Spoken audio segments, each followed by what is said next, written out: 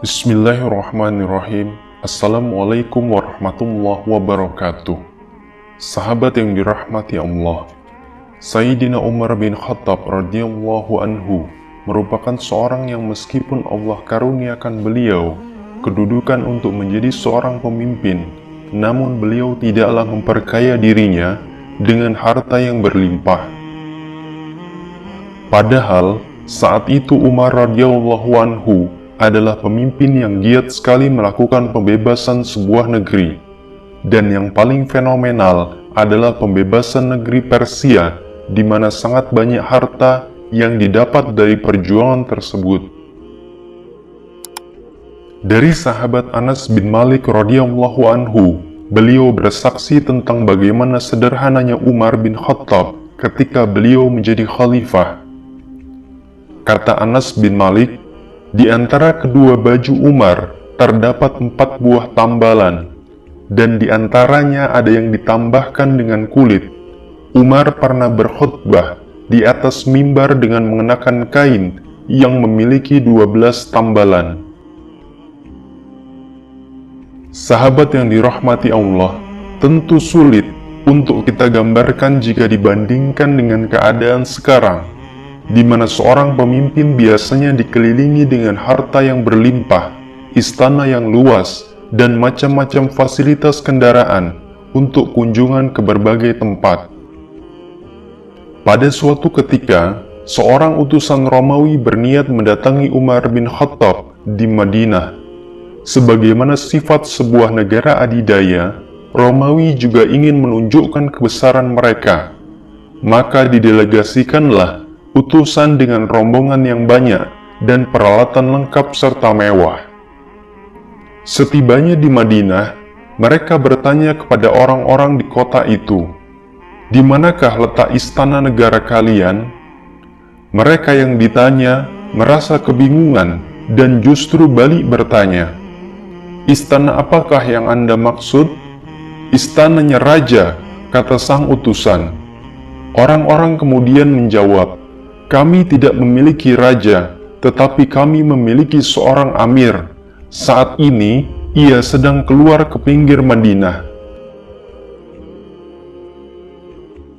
Kemudian utusan kaisar pergi menemui Umar, dan betapa terkejutnya ia karena menemukan Umar bin Khattab sedang tidur di bawah terik matahari. Tidak ada istana yang nyaman dan megah seperti gambaran orang-orang Romawi sebelumnya.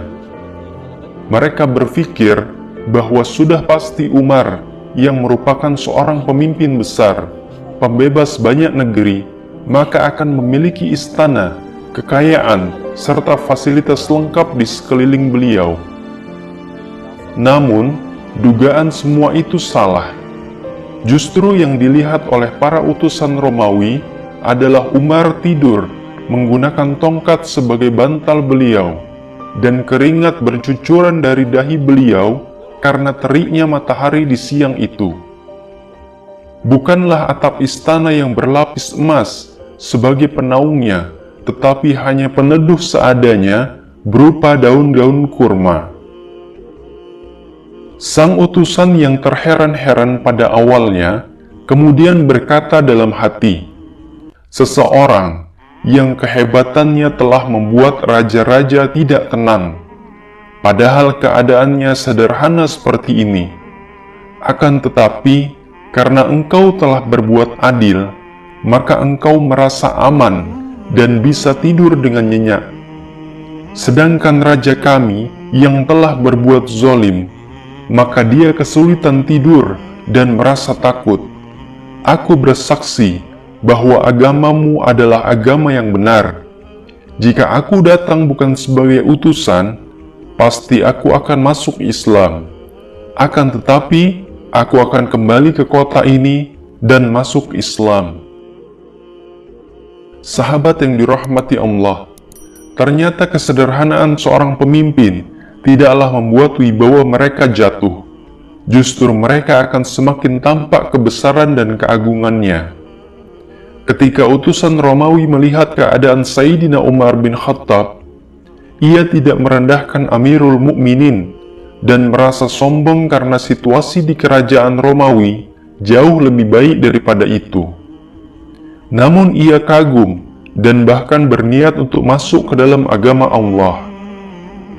Inilah keistimewaan para sahabat, bukan hanya berdakwah dengan kata-kata atau kajian di dalam masjid saja, namun seluruh komponen perilaku dan sifat mereka, dimanapun mereka berada, merupakan alat dakwah yang bisa membuat orang tertarik dan menerima ajaran Islam. Sahabat yang dirahmati Allah, dua kisah mengenai tambelan baju Umar dan utusan Romawi yang menemui Umar merupakan bukti bahwa sang khalifah tidak pernah memikirkan amanah kepemimpinan yang ia terima merupakan alat untuk meningkatkan kuantitas harta.